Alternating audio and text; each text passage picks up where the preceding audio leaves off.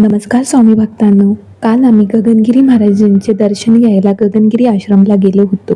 हे ठिकाण गगनबावडा येथे आहे.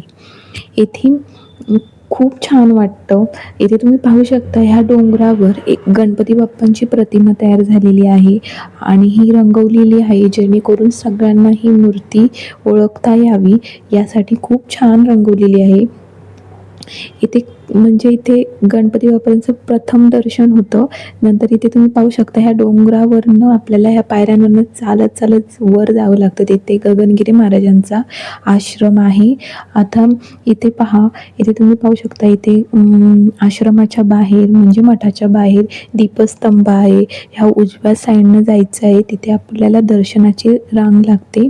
उजव्या साईडने गेल्यानंतर तिथे प्रथम गगनगिरी महाराजांच्या पादुका आहेत.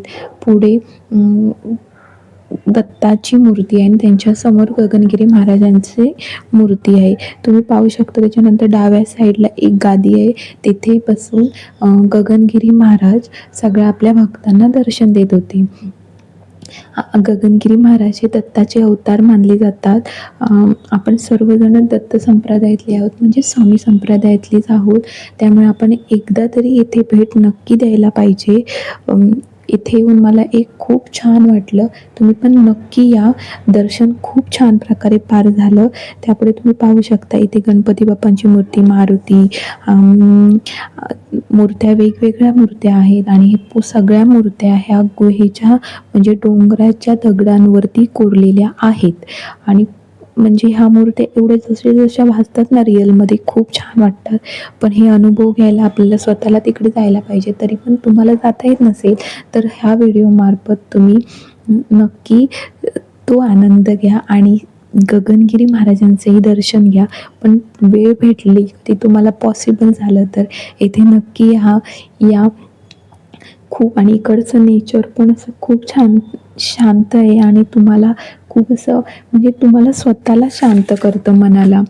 पुढे पाहू शकता इथून पायऱ्या वर जायला पायऱ्या आहेत. खूप म्हणजे खूप. आणि माझा एक अनुभव सांगायचा म्हणजे तुम्हाला शेअर करते.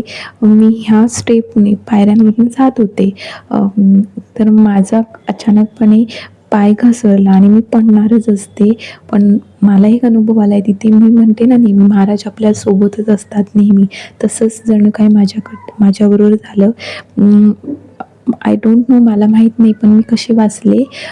खरंच स्वामींनी मला वाचवलं, नाहीतर मला खरंच खूप लागलं असतं. माझा चेहरा पुसला असता किंवा पाय तरी मुरगळला असता. पण एक म्हणतो ना देवी शक्ती असते, त्याप्रमाणे मी वाचले आणि मला खूप म्हणजे तो अनुभव सांगतानाही मला अंगावर शहारा येत आहेत. खूप म्हणजे खूप भारी वाटलं मला. आणि आता तुम्ही पाहू शकता हे ध्यान मंदिर आहे गगनगिरी महाराजांचं. इथे फोटोज काढायला अलाउड आहे. आणि ह्या ध्यान मंदिरात थोडा वेळ मी बसले होते. तिथे मला खूप म्हणजे खूप शांत वाटलं. तुम्ही म्हणजे तुम्हाला समजेल ते ध्यान मंदिर म्हणजे असं जणू आपण ध्यानस्थच बसतोय ना तसं वाटलं. इथून वरनं डोंगरावरनं पाहू शकता तुम्ही हे रस्ते दिसत आहेत, ते आमच्या कोकणाकडे जाणारे रस्ते आहेत. आणि हा रस्ता आपण इथून आलो आहे ते कोल्हापूरकडे जाणारा रस्ता आहे. हा आमच्या कोकणचा, म्हणजे मी कोकणातली आहे, त्यामुळे हा रस्ता पाहून मला कोकणची आठवण आली. हा माझा पहिलाच लॉंग व्हिडिओ आहे, त्याच्यामध्ये काही ना काही त्रुटी नक्की असतील, तरी पण हा तुम्ही व्हिडिओ शेवटपर्यंत पाहिलात त्यामुळे मनापासून तुमचे आभार. व्हिडिओ आवडला तर लाईक, शेअर अँड सबस्क्राईब करा. श्री स्वामी समर्थ.